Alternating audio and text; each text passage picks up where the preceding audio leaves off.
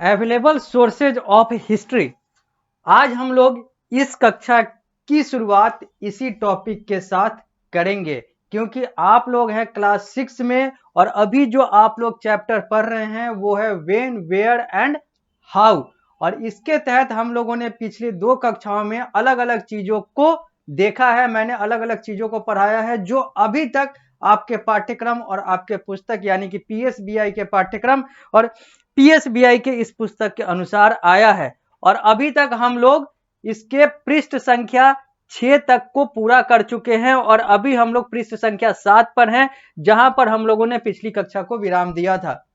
यानी कि यहां पर अब हम लोग पृष्ठ संख्या 7 से अवेलेबल सोर्सेज ऑफ हिस्ट्री और इसके आगे की बात करने जा रहे हैं इस क्लास में, इस अध्याय के तहत। और यह जो अध्याय है यह आप लोग को यहां पर सामने दिख रहा है, यह आप लोगों के एसएसटी का सोशल स्टडीज का यूनिट 1 हिस्ट्री का पहला चैप्टर है व्हेन, वेयर एंड हाउ। और इसमें हम लोगों ने बहुत सारी बातें कर रखी है अभी तक, जो आया है इस अध्याय में पृष्ठ संख्या 6 तक और कुछ 7 तक, क्योंकि अभी हम लोग 7वें पृष्ठ पर हैं। और अब हम लोग आगे बढ़ेंगे और बात करेंगे अवेलेबल सोर्सेज ऑफ हिस्ट्री की, यानी कि इतिहास के लिए वो कौन कौन से स्रोत हैं जो उपलब्ध हैं उन सारे चीजों के लिए, यानी कि इतिहास के संदर्भ में उपलब्ध स्रोत की बात होगी इस टॉपिक के अंतर्गत।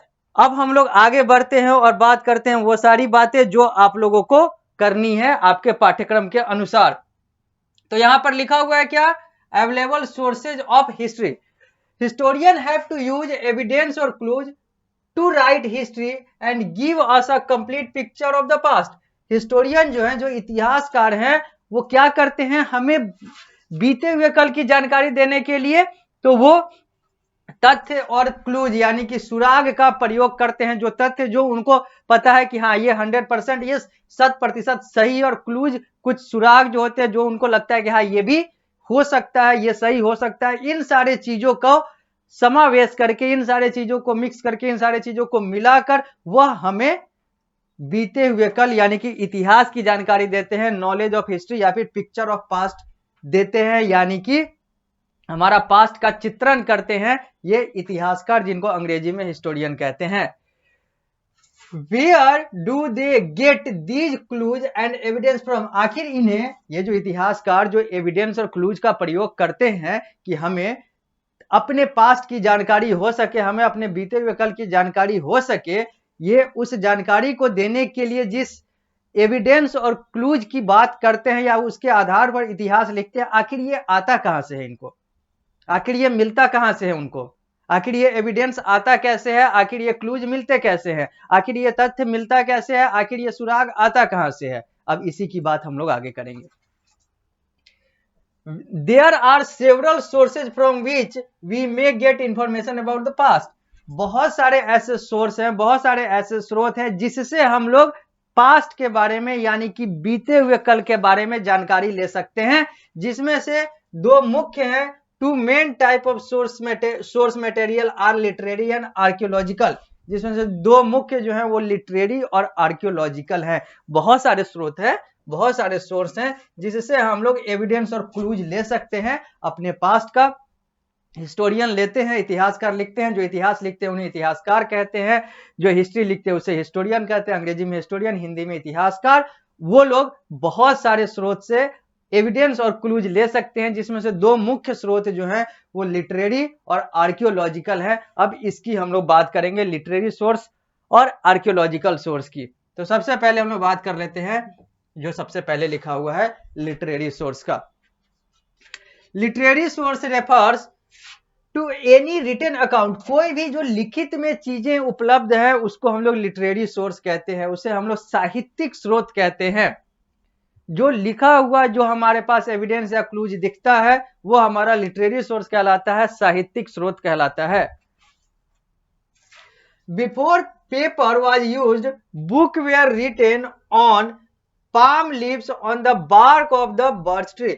जब ये जो पेपर वगैरह का आविष्कार नहीं हुआ था, पत्र वगैरह का आविष्कार नहीं हुआ था बहुत पहले, बीते हुए कल की बात कर रहे हैं, इतिहास की बात हो रही है तो बीते हुए कल की तो बात होगी ही। और अब जब बहुत पहले जब पेपर तक नहीं आया था, ये सारी चीजें कलम जो है या फिर जो इलेक्ट्रॉनिक गैजेट्स है, मोबाइल है, फोन है, टैबलेट है, लैपटॉप है, इन सारे चीजों की तो बात दूर दूर तक नहीं थी। हम तो वहां तक बात कर रहे हैं जहां पर पेपर ही नहीं आया था। उस समय भी तो कुछ ना कुछ तरीका हुआ होता या होगा जिसके आधार पर लोग जानकारियां को लिखते थे और साझा करते थे। तो वही चीज लिखा हुआ है कि जब ये पेपर नहीं आया था, पेपर का आविष्कार नहीं हुआ था, ये जो रिटन चीजें होती थी, ये जो लिखित चीजें होती थी, ये पेड़ के छालों पर और पेड़ के पत्तों पर लिखा जाता था। ये सारी चीजें जो है ये प्रयोग की जाती थी ताकि चीजों को लिखा जा सके, चीजों को संरक्षित किया जा सके जब पेपर नहीं आया था। अब तो पेपर पर, जब पेपर आ गया तो पेपर पर चीजें लिखी जाती है, लेकिन जब पेपर नहीं आया था तो उस समय पेड़ के पत्ते और पेड़ के छाले जो है वो प्रयोग किए जाते थे रिटन मटेरियल को, या फिर कहे तो किसी भी चीज को लिखने के लिए। Religious book, accounts of foreign traveller and writing on cave wall और stone tablet contribute to literary source. इसके अलावा और कौन कौन सी चीजें हैं? तो रिलीजियस बुक्स, जो धार्मिक किताबें हैं। इसके अलावा अकाउंट ऑफ फॉरेन ट्रेवलर, जो विदेशी जो यात्री जो आते थे उनका जो अकाउंट, उनका जो लिखा हुआ चीज है, उनका जो खाता, उनकी जो सारी चीजें जो साझा करते थे, वो सारी चीजों से हमें जानकारी मिलती है अपने पास्ट की। एंड राइटिंग ऑन केव, जो गुफाओं पर, गुफाओं के दीवारों पर या फिर पत्थरों पर जो चीजें लिखी गई होती थी, उससे भी इतिहासकार जो है वो जानकारी लेकर हमें जानकार बनाते हैं, हमें जानकारी देते हैं। यानी कि लिटरेरी सोर्स में हमारे पास बहुत सारे रिटेन चीज हैं, चाहे वो पेड़ के पत्तों पर लिखा हुआ चीज हो, चाहे पेड़ के छालों पर लिखा हुआ चीज हो, चाहे वो रिलीजियस बुक यानी कि धार्मिक किताबों से मिलती हुई जानकारी हो, चाहे वो विदेशी यात्रियों के द्वारा जो वो आए, जो उन्होंने अपना नॉलेज, जो उन्होंने अपना विचार साझा किया, नॉलेज शेयर किया, व्यूज आइडिया शेयर किए वो हो, चाहे वो गुफाओं के दीवार पर लिखा हुआ चीज हो या फिर पत्थरों पर लिखा हुआ जानकारी हो, ये सारे जो है ये लिटरेरी सोर्स बनते हैं एक इतिहासकार के लिए, एक हिस्टोरियन के लिए, या फिर कहें तो एक हिस्ट्री के संदर्भ में, इतिहास के संदर्भ में। Each of these tell us about the social, political, economic and cultural condition during the time in which they were written. और ये सब जितने भी लिटरेरी सोर्स है, ये जो भी जानकारियां मिलती हैं इन सारे स्रोत से, इनसे कौन कौन सी चीजों की जानकारी मिलती है? तो लगभग बहुत सारी चीजों की जानकारी मिलती है। जो ये साझा करते होंगे वो जानकारी मिलती होगी, तो उसी में कुछ लिखा हुआ है कि इससे सामाजिक जानकारी, राजनीतिक अवस्था की जानकारी, इकोनॉमिक यानी कि आर्थिक जानकारी, अर्थव्यवस्था की जानकारी, कल्चरल कंडीशन यानी कि सभ्यता, रीति रिवाज की जानकारी मिलती है जो उस समय हुआ करता था। क्योंकि उस समय का लिखा हुआ है तो उसी समय की ना जानकारी होगी, तो उस समय की जो जानकारी है वो इसके माध्यम से मिल जाता है। Most ancient book found in north India were written in Sanskrit, Pali और प्राकृत। ये जितने भी एंशिएंट या फिर कहें तो अगर हम लोग भारत के संदर्भ में बात करें और बीते हुए बहुत पहले की बात करें और उस समय के अगर बुक्स, उस समय के अगर रिटन मटेरियल की बात करें, लिखित चीजों की बात करें, तो उस समय जो भाषा का प्रयोग किया जाता था, जिस भाषा में ये चीजें लिखी जाती थी, वो अधिकतर संस्कृत में लिखी जाती थी, पाली या प्राकृत में लिखी जाती थी। यानी कि पाली और जो संस्कृत है ये सबसे ज्यादा और अधिकांशतः इसी भाषा का प्रयोग होता था किसी भी चीज को लिखने में या फिर कहे तो बोलने में। Tamil was mainly used in south India, और तमिल का भी प्रयोग किया जाता था, लेकिन तमिल जो है यह अधिकांशतः दक्षिण भारत में प्रयोग किया जाता था तमिल भाषा का। अब आगे बढ़ते हैं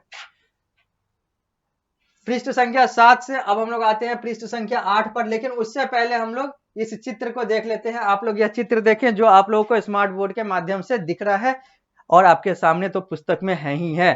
तो ये है N ancient palm leaf manuscript. ये जो पाम लीफ, ये एक पत्ते पर लिखा हुआ चीज है या फिर कहें तो ये लिटरेरी सोर्स है, जो कि एक पत्ते पर लिखा हुआ एक जानकारी है, जो कि हम लोग इसको देख सकते हैं। एक इतिहासकार इसके आधार पर इतिहास लिखते हैं, लिख सकते हैं। तो ये वही चीज है जो पेपर के आविष्कार के पहले ये सारी चीजों का प्रयोग होता था। अभी भी प्रयोग होता है, लेकिन उस समय अधिकांशतः इसी का होता था, क्योंकि उस समय बाकी जो चीजें थी वो थी नहीं। अब हम लोग आगे बढ़ते हैं, पृष्ठ संख्या 8 पर आते हैं। यहां पर क्या लिखा हुआ है? Several literary sources from the ancient period were written in a script that were no longer used and are therefore unknown to us. Several literary sources from the ancient period are written in a script that are no longer used and are therefore unknown to us. बहुत सारे ऐसे literary source है, बहुत सारी ऐसी जानकारी है, लिखित जानकारी है जो बहुत पहले का, यानी कि बहुत पहले के समय का है, बहुत पहले के काल का है, जो कि उस स्क्रिप्ट में लिखा हुआ है, उस भाषा में, उस पद्धति में लिखा हुआ है, जिसका प्रयोग अभी के लोग जो है वो न के बराबर कर पाते हैं, जिसके कारण से वो जानकारी जो है हमें सही तरीके से नहीं मिल पाती है, क्योंकि उस समय का स्क्रिप्ट जो है अब लगभग अभी के लोग उसका प्रयोग उपयोग नहीं कर पाते हैं। तो जब नहीं कर पाते हैं, नहीं प्रयोग कर पाते हैं, तो समझ नहीं पाएंगे, जो समझ नहीं पाएंगे तो समझा नहीं पाएंगे, तो बात वहीं की वहीं रह जाती है, इसलिए जानकारी हमें सही से नहीं मिल पाती है। उदाहरण के तौर पर, for example, the Harappan used a pictographic script which historian have not yet been able to decipher.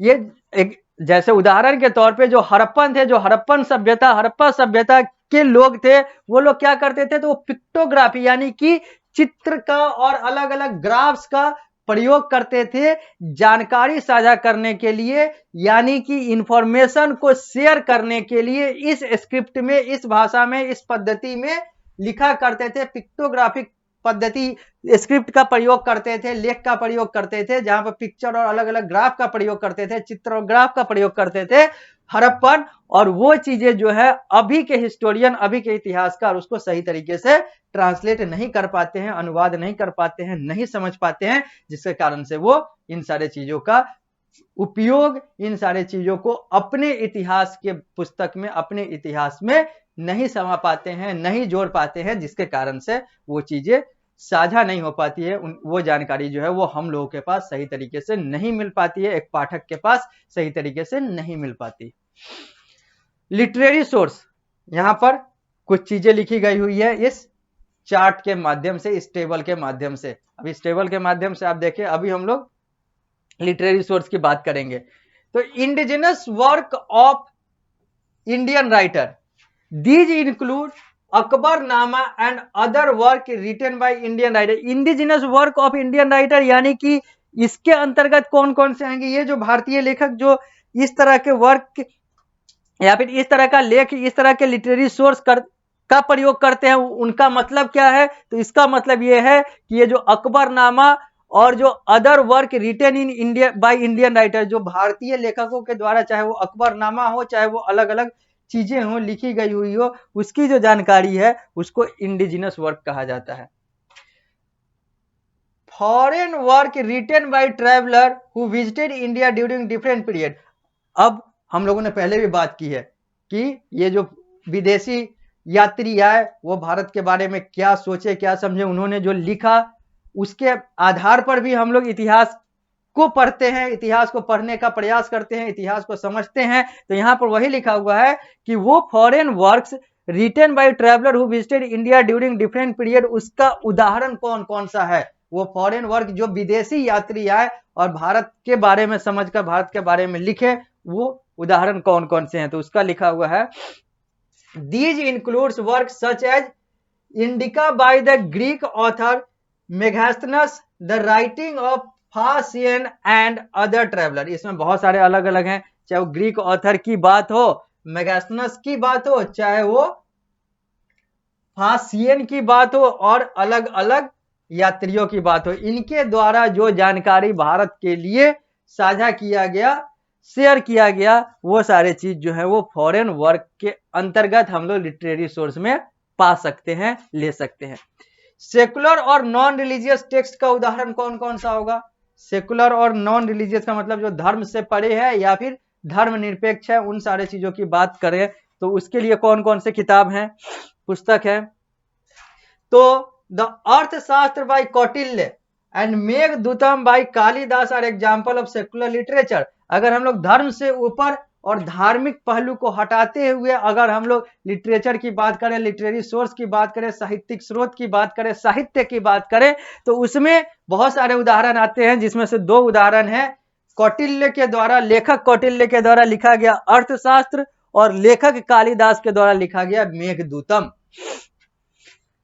Scared और रिलीजियस, सेक्रेड और रिलीजियस टेक्स्ट, अगर हम लोग धार्मिक लिटरेरी सोर्स की बात करें, धार्मिक पहलू की बात करें, धार्मिक लिखित जानकारी की बात करें, धार्मिक हिस्ट्री की बात करें, इतिहास की बात करें, तो इसमें आएगा the Vedas are considered as sacred text. Veda जो है ये धर्म के आधार पर पवित्र यहां पर जानकारी मिलती है। ये सारी चीजें जो है ये सेक्रेड या रिलीजियस टेक्स्ट हो गए, और नॉन रिलीजियस या सेकुलर में कौटिल्य और कालिदास का उदाहरण आता है। कौटिल्य द्वारा लिखा गया अर्थशास्त्र और कालिदास के द्वारा लिखा गया Meghadutam.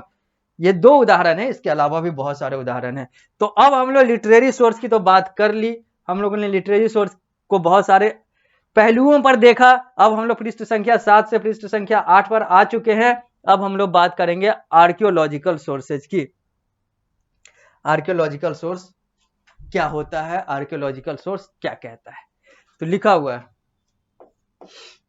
Archaeological sources are object from the past which have survived till now. These could be ruin of building, pieces of pottery, tools, coins, jewellery और पीसेज ऑफ स्टोन। यहाँ पर फुल स्टॉप है, यहाँ पे आप फुल स्टॉप दे लीजिएगा अपने book में, ठीक है। तो यहाँ पर क्या कह रहा है, आर्कियोलॉजिकल सोर्स में, लिटरेरी सोर्स में हम लोगों ने क्या देखा कि जो लिखा हुआ है वही तो हमारा लिटरेरी सोर्स है, वही तो हमारा साहित्यिक स्रोत है। तो आर्कियोलॉजिकल में क्या होगा, आर्कियोलॉजिकल सोर्स का मतलब हो गया कि archaeological sources are the object from the past which are survive till now. वो सारी चीजें, वो सारे, चाहे वो बिल्डिंग हो, चाहे वो अलग अलग चीजों का मलबा हो, वो सारे ऑब्जेक्ट, वो सारी चीजें जो पहले की है और अभी भी वो उपस्थित है, और जिसको पढ़कर, जिसको देखकर हम लोग जानकारी ले सकते हैं इतिहास के बारे में, वही हमारा आर्कियोलॉजिकल सोर्स ऑफ इंफॉर्मेशन या आर्कियोलॉजिकल सोर्स ऑफ हिस्ट्री कहलाता है। आर्कियोलॉजिकल सोर्स ऑफ हिस्ट्री का मतलब है जो सामान हमारे पास पहले के हैं और जिसको देखकर हम लोग जानकारी ले सकते हैं, उस वस्तु को देखकर, चाहे वो सही तरीके से उपस्थित हो, चाहे वो मलबे के तौर पर उपस्थित हो, उसको पढ़कर, उसको देखकर जो इतिहासकार जानकारी लेते हैं और हमें जानकारी देते हैं, ये आर्कियोलॉजिकल सोर्स ऑफ इंफॉर्मेशन होता है। और जो लिखित चीजें होती है वो लिटरेरी सोर्स ऑफ इंफॉर्मेशन होता है। तो लिटरेरी सोर्स ऑफ इंफॉर्मेशन और आर्कियोलॉजिकल सोर्स ऑफ इंफॉर्मेशन में अंतर क्या है, लिटरेरी लिखा हुआ होता है और आर्कियोलॉजिकल एज इट इज होता है, मतलब वो सामान, वो वस्तु होता है, चाहे वो अपने सही फॉर्म में हो, सही रूप में हो, चाहे वो अपने टूटे हुए खराब रूप में हो, चाहे और अच्छे रूप में हो, उसके आधार पर जो जानकारी लेते हैं वो आर्कियोलॉजिकल होता है। यानी कि जो 2 मेजर सोर्स ऑफ इंफॉर्मेशन है इतिहास के लिए, इतिहासकारों के लिए, हिस्ट्री के लिए, हिस्टोरियन के लिए, वो है लिटरेरी सोर्स और वो है आर्कियोलॉजिकल सोर्स। लिटरेरी सोर्स को हम लोगों ने देख लिया, आर्कियोलॉजिकल सोर्स अब हम लोग देख रहे हैं। यानी कि archaeological sources are the object from the past which have survive till now. वो ऑब्जेक्ट जो पास्ट के हैं, जो अभी भी हैं, उसको हम लोग आर्कियोलॉजिकल सोर्स ऑफ हिस्ट्री या आर्कियोलॉजिकल सोर्स ऑफ इंफॉर्मेशन कहते हैं। दीज कुड बी, अब इसके उदाहरण क्या क्या हो सकते हैं, तो पहले के खंडहर हुए बिल्डिंग हो, भवन हो, या पीसेज ऑफ पॉटरी, ये जो घड़ा वगैरह होता है पहले का, उससे जानकारी ली जा सकती है। अलग अलग औजार हथियार से जानकारी ली जा सकती है। पहले के सिक्के जानकारी देते हैं, तो पहले के गहने, जेवर, जेवरात, ज्वेलरी जो है, या फिर जो पहले के पत्थर वगैरह हैं, इन सारे चीजों से भी जानकारी ली जा सकती है उस समय की। आगे, these objects reveal the level of development of the society and the expertise of craftsmen of that time। इस ऑब्जेक्ट से इस जानकारी को प्राप्त करने के बाद हमें यह पता चलता है कि उस समय का जो सामाजिक विकास था वो किस स्तर का था, और उस समय के जो कलाकार थे, जो वास्तुकार थे, वो कितने उत्कृष्ट थे या फिर कैसे थे। अब यहां पर हम लोग जो आर्कियोलॉजिकल सोर्स है, इसमें 3 सोर्स यहां पर दिया हुआ है अलग अलग करके, क्वाइन, मॉन्यूमेंट और इंस्क्रिप्शन। सबसे पहले हम लोग बात करते हैं क्वाइंस का, यानी कि सिक्के का। दे give us information about the economy of kingdom prevalent arts and raining Kings. ये जो क्वाइन है, ये जो सिक्का है, ये उस समय के, जिस समय का ये सिक्का होगा, जिस साम्राज्य का सिक्का होगा, क्योंकि उस पर चित्र होता ही है सिक्के पर, या फिर अलग अलग चीजें, ईयर, ईस्वी लिखा हुआ रहता है, उससे हम लोग पता कर सकते हैं कि किस साम्राज्य का हो। तो यानी कि कोई भी जो सिक्का होता है वो अपने समय के साम्राज्य के अर्थव्यवस्था को बताता है, या फिर उससे हम जानकारी ले सकते हैं। Prevalent art and raining king, उस समय का कला और उस समय के जो राजे रजवाड़े ये सब होते थे, उन सारे चीजों की जानकारी जो है इससे ली जा सकती है, सिक्के से ली जा सकती है। The study of coin is called numismatics. जो हम लोग सिक्के की पढ़ाई करते हैं या फिर सिक्के का जो अध्ययन होता है, उसके लिए एक शब्दावली, उसके लिए जो वर्ड बना हुआ है वो है न्यूमिस्मैटिक, NUMISMATICS, न्यूमिस्मैटिक्स। ये जो है ये स्टडी ऑफ कॉइन होता है।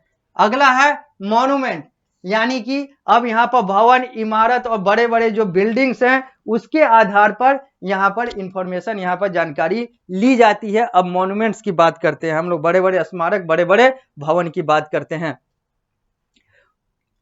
दे are great source of information, ये भी जो है मॉन्यूमेंट्स जो है एक बहुत बड़ा स्रोत है जानकारी का।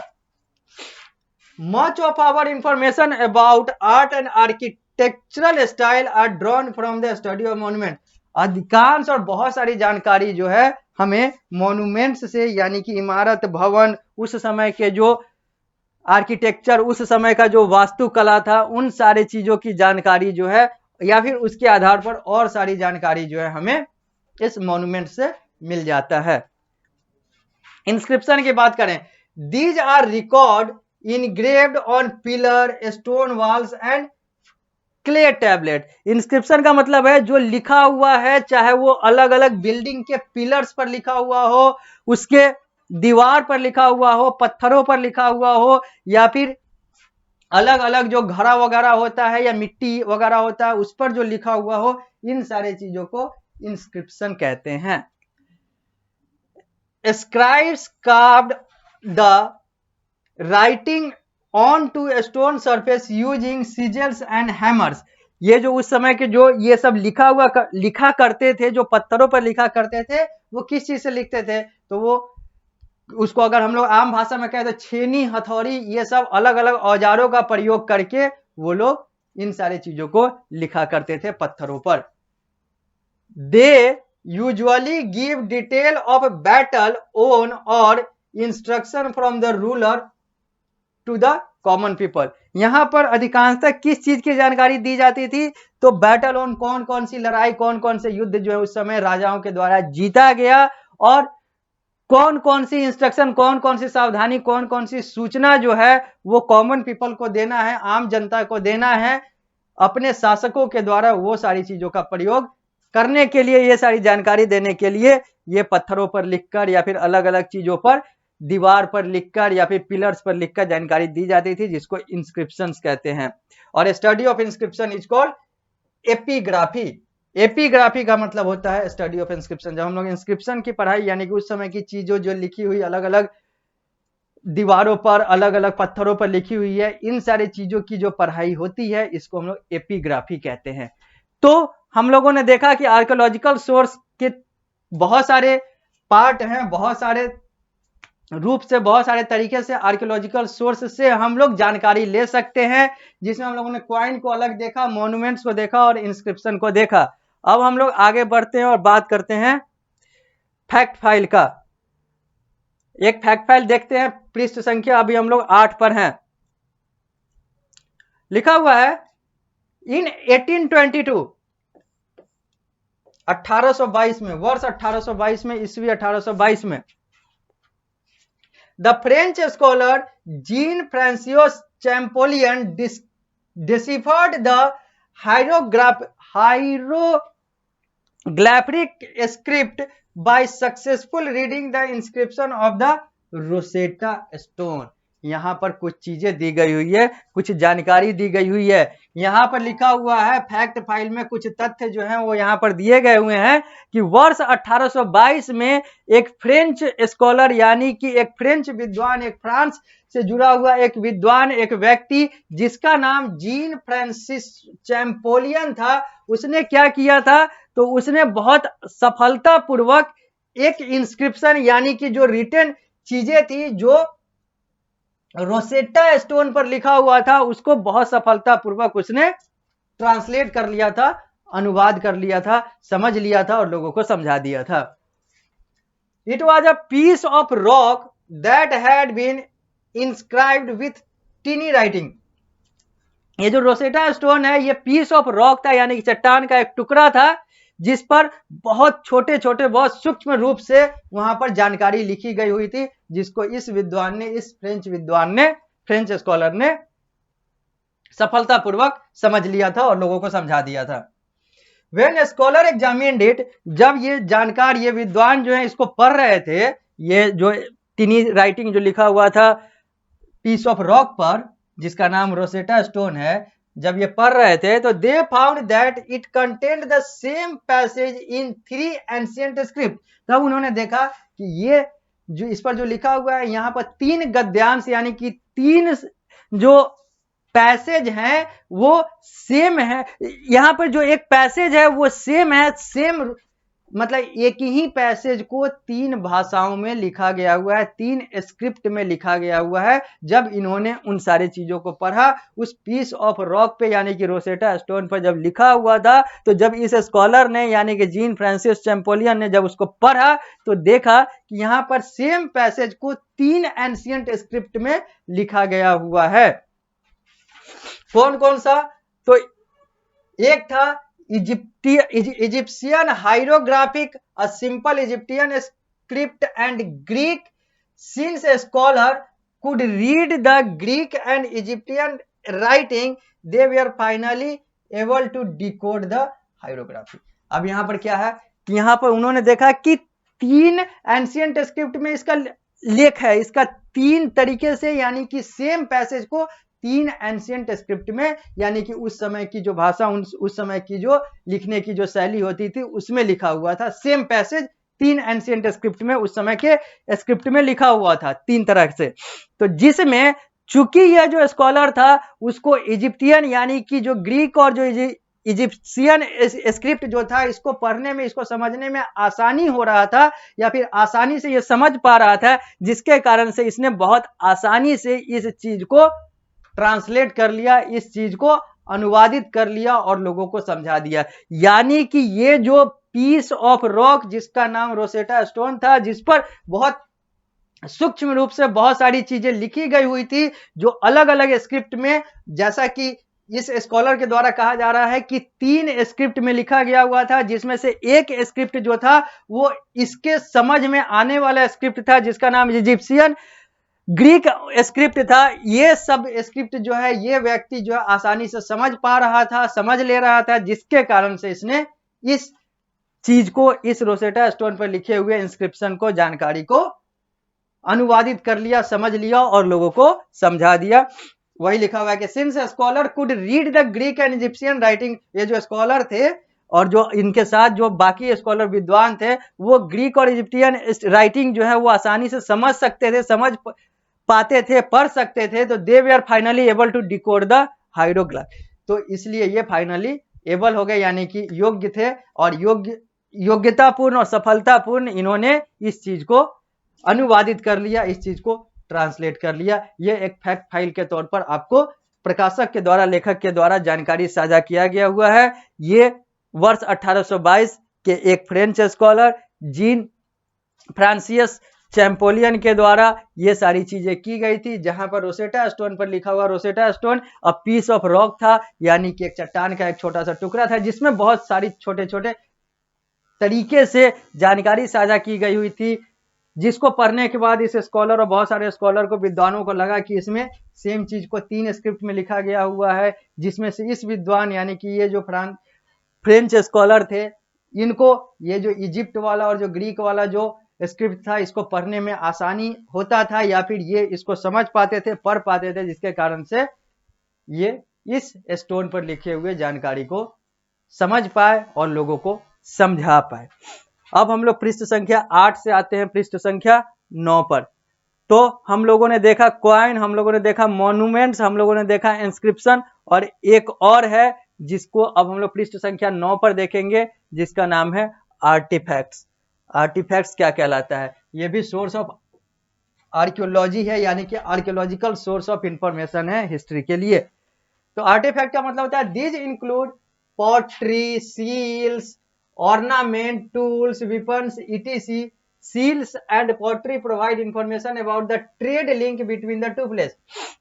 आर्टिफैक्ट का मतलब क्या है? जो कला से जुड़े हुए जो भी चीज हैं, जिससे जानकारी, जिससे तथ्य, जिससे बहुत सारी चीजें, जिससे बहुत सारा ज्ञान जो प्राप्त होता है हिस्ट्री के आधार पर, इसी को हम लोग आर्टिफैक्ट कहते हैं। यानी कि आर्ट से जुड़ा हुआ वो सारी चीजें या फिर आर्ट के आधार पर प्राप्त किया गया फैक्ट जो है वो आर्टिफैक्ट कहलाता है। जिसमें हम लोग घड़े की बात करते हैं, जिसमें हम लोग अलग अलग सील्स की बात करते हैं, ऑर्नामेंट्स की बात करते हैं, टूल्स की बात करते हैं, वेपन्स की बात करते हैं, यानी कि गहना, औजार, हथियार और अलग अलग चीजें जो हैं, उन सारे चीजों के आधार पर जब हमें जानकारी मिलती है अपने पास्ट की, तो ये हमारा आर्टिफैक्ट पार्ट कहलाता है आर्कियोलॉजिकल सोर्स ऑफ इंफॉर्मेशन का, एक हिस्ट्री के आधार पर।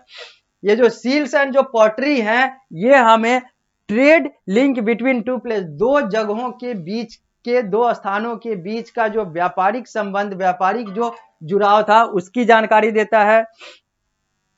थ्रू टूल्स, जबकि ये जो हथियार, जो औजार, जो वेपन्स हैं, जो ऑर्नामेंट है, जो गहने हैं, we learn about the life style of people who lived during that time. इससे हम लोग को उस समय के जो लोग थे उनके जीवन जीने की शैली के बारे में पता चलता है।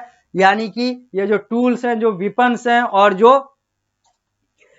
ऑर्नामेंट्स हैं, यानी कि ये जो गहने हो गए, औजार, हथियार, ये सारे हो गए, इससे हम लोग को जो जानकारी मिलता है ये उस समय के लोगों के जीवन शैली की जानकारी इसके आधार पर मिलता है।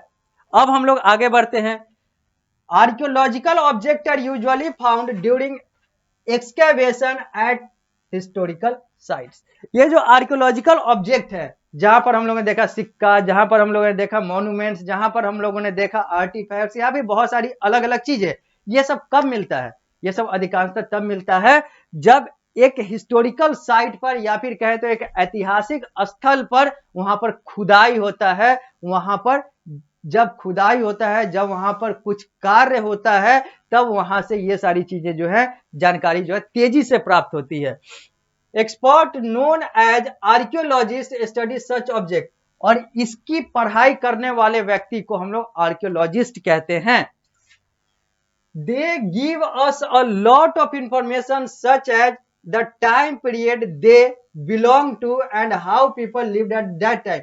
ये जो आर्कियोलॉजिस्ट है, जो इन सारे चीजों को पढ़ के, जो इन सारे आर्कियोलॉजिकल सोर्स ऑफ इंफॉर्मेशन को पढ़कर हमसे ज्ञान साझा करते हैं, हमें जो नॉलेज शेयर करते हैं, हमें जो नॉलेज देते हैं, ये बहुत सारी जानकारी देते हैं, बहुत सारा इंफॉर्मेशन, बहुत सारा सूचना देते हैं कि उस समय के लोग जो हैं, वो जब का ये आर्कियोलॉजिकल साइट था, उस हिस्टोरिकल साइट था, उस समय के लोग जो है वो कैसे होंगे, कैसे रहते होंगे, कैसा उनका जीवन शैली होगा, ये सारी जानकारी ये आर्कियोलॉजिस्ट के द्वारा दिया जाता है किसी भी हिस्टोरिकल साइट को पढ़ के।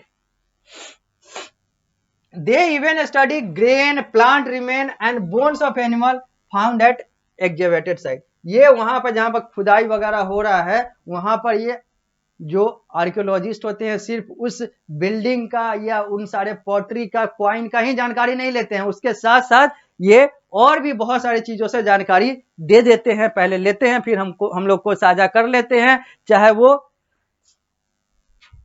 धान, गेहूं या फिर अलग अलग चीजों का जो टुकड़ा हो, वहां का जो अन्न हो, या फिर वहां के जो प्लांट्स रिमेन हो, यानी कि वहां के जो पेड़ पौधे के जो अवशेष हो, या फिर जानवरों के जो अवशेष हो, हड्डियां हो, उन सारे चीजों से भी ये लोग उस समय की जानकारी प्राप्त कर लेते हैं और हम लोग को साझा करते हैं।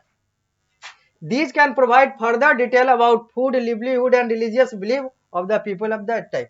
और इसके आधार पर हम लोग ये जो आर्कियोलॉजिकल चीजें हो रही है जो आर्कियोलॉजिस्ट के द्वारा, ये इससे उन समय के लोगों के जीवन शैली, उन समय के लोगों के खान पान, उन समय के लोगों के रिलीजियस बिलीफ कि वो किस धर्म या फिर कैसी धार्मिक प्रवृत्ति थी, उन सब की ये सब जानकारी प्राप्त करते हैं, जिससे ये जो हिस्ट्री लिखे जाते हैं इसके आधार पर जो इसके पाठक होते हैं, जो इसके श्रोता होते हैं, जो हिस्ट्री पढ़ते हैं, ये इन समय के लोगों के जीवन शैली, रिलीजियस बिलीफ और फूड ईटिंग स्टाइल, इन सारे चीजों को भी के बारे में भी जानकारी प्राप्त कर सकते हैं, प्राप्त करते हैं, क्योंकि यहाँ पर आर्कियोलॉजिस्ट के द्वारा उन सारे साइट्स को पढ़ के, उन सारे साइट्स यानी कि आर्कियोलॉजिकल साइट्स या फिर कहें तो हिस्टोरिकल साइट्स को पढ़ के ये सारी जानकारी दी जाती है। और आर्कियोलॉजी को या फिर आर्कियोलॉजिकल साइट को, इन सारे चीजों को जो कहते हैं, इसको हिंदी में पुरातत्व विभाग कहते हैं, पुरातत्व कहते हैं। पुरातत्वविद जो ये व्यक्ति होते हैं, ये आर्कियोलॉजिस्ट होते हैं, पुरातत्वविद होते हैं। आर्कियोलॉजी यानी कि पुरातत्व, और इन सारे चीजों के आधार पर ही ये सारी जानकारी निकलती है, साझा होती है। यानी कि हम लोगों ने देखा कि जो दो मेजर सोर्स ऑफ इंफॉर्मेशन है हिस्ट्री के लिए और हिस्टोरियन के लिए, वो है लिटरेरी सोर्स और वो है आर्कियोलॉजिकल सोर्स। लिटरेरी सोर्स जहां पर लिखित जानकारी प्राप्त होती है, आर्कियोलॉजिकल सोर्स जहां पर हम लोग रिमेन्स यानी कि जो बिल्डिंग है, चाहे वो एनिमल है, चाहे वो प्लांट है, चाहे वो अलग अलग चीजें हैं, उन सारी चीजों के रिमेन अवशेष से या फिर वो एज इट इज भी हैं, तो उन सारे चीजों से, जब ऑब्जेक्ट से हम लोग इंफॉर्मेशन प्राप्त करते हैं, उस समय के ऑब्जेक्ट से उस समय का इंफॉर्मेशन जब प्राप्त करते हैं, चाहे वो फैक्ट के तौर पर हो, चाहे वो क्लूज के तौर पर हो, चाहे वो तथ्य के तौर पर हो, चाहे वो सुराग के तौर पर हो, तो इन सारे चीजों को आर्कियोलॉजिकल सोर्स ऑफ इंफॉर्मेशन कहते हैं, जो कि एक हिस्टोरियन के द्वारा लिया जाता है। और जो आर्कियोलॉजी वाले जो कार्य होता है, उसके लिए जो व्यक्ति कार्य करता है, जो एक्सपर्ट कार्य करता है, या फिर जो स्टडी ऑफ आर्कियोलॉजी किया जाता है जिस व्यक्ति के द्वारा, उस व्यक्ति को हम लोग आर्कियोलॉजिस्ट कहते हैं। अब हम लोग अगली कक्षा में बात करेंगे use of historical source of for writing history, यानी कि use of historical source for writing history से हम लोग इस अध्याय को अगली कक्षा में आगे बढ़ाएंगे। अगली कक्षा की शुरुआत इसी पॉइंट से करेंगे, यानी कि historical source for writing history के यूज के प्रयोग से हम लोग अगली कक्षा की शुरुआत करेंगे, जो इस अध्याय का कक्षा संख्या 4 होगा। तो इस कक्षा को देते हैं यहीं पर विराम, मिलते हैं अगली कक्षा में। धन्यवाद।